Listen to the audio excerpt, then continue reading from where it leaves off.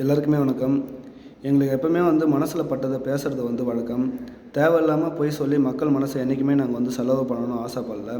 நாங்கள் அடிக்கடி பார்த்தீங்கன்னா, ஸ்டாலின் அரசை பற்றி குறை சொல்லிக்கினே இருக்கிறோம். காரணம், நன்மை செய்கிற திட்டங்களை அவங்க பெருசாக மக்களுக்கு கொண்டு வரல. அதுக்கு மாறாக தீமை நடக்கிற விஷயங்களுக்கு ஆதரவாக செயல்பட்டுட்ருக்காங்க. நாட்டிலே ரொம்ப முக்கியம் பார்த்திங்கன்னா சட்ட ஒழுங்கு. அந்த சட்ட ஒழுங்கு நம்ம நாட்டில் சரியாக இருக்கா பார்த்திங்கன்னா சரியே இல்லை. காரணம், எல்லார் மக்கள் மனசுலையும் பயம் வர ஆரம்பிச்சிச்சு. எங்கே பார்த்தாலும் கொலை, கொள்ளை, கற்பழிப்பு இந்தமாரி விஷயங்களே தான் நடந்துகிட்ருக்கு. நாங்கள் சின்ன வயசில் அடிக்கடி விளையாட்டு செய்தி கவனிக்கிறது, இல்லைனா வாசிக்கிறது, இல்லைனா அடிக்கடி அது காதால் கேட்குறது வழக்கமாக இருக்கும். ஆனால் இப்போல்லாம் பார்த்திங்கன்னா ஃபுல் அண்ட் ஃபுல் கொலை, கொள்ளை, கற்பழிப்பு தான். எங்கே பார்த்தாலும் அதான் நடக்குது. கோயிலில் பார்த்தா கொலை நடக்குது, கோர்ட்டு வாசலில் பார்த்தா கொலை நடக்குது, குளத்தில் பார்த்தா கொலை நடக்குது, ரோட்டில் நடந்து போகிற பெண்களோட தாலி செயினை எடுத்து கொள்ளையடிச்சிட்டு போகிறாங்க. இது தினந்தோறும் நடந்துக்கிட்டே இருக்குது. இப்போ நாங்கள் காலேஜில் வேலை செய்கிறோம்.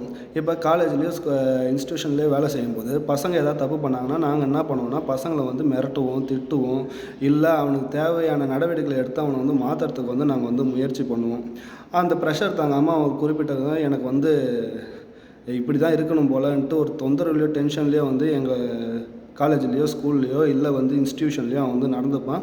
ஒரு கண்டிஷன் மேலே அவன் மாறிடுவான். காரணம் பார்த்திங்கன்னா, அவனால் 40 பசங்க பாதிக்கக்கூடாதுன்ற ஒரே காரணத்துக்காக தான்.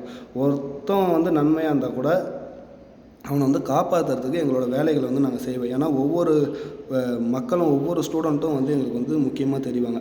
அந்தமாரி பார்த்திங்கன்னா, நம்ம நாட்டில் 8 கோடி 10 கோடி மக்கள் இருக்கிறாங்கன்னா, அந்த 10 கோடி மக்களையும் நம்ம ஒவ்வொருத்தவங்களும் ஒவ்வொரு வாழ்வாதாரத்தை நம்ம சிந்திச்சு தான் செயல்படணும். யார் தீமைகள் பண்ணுறாங்களோ அவங்கள நம்ம ஒடுக்கிறதுக்கு நம்ம வேலைகள் பார்க்கணும். அதுக்கு மாறாக அந்த அரசாங்கம் என்ன பண்ணுதுன்னா, தீமைகள் பண்ணுறவங்களுக்கு ஆதரவாக நிற்கிது.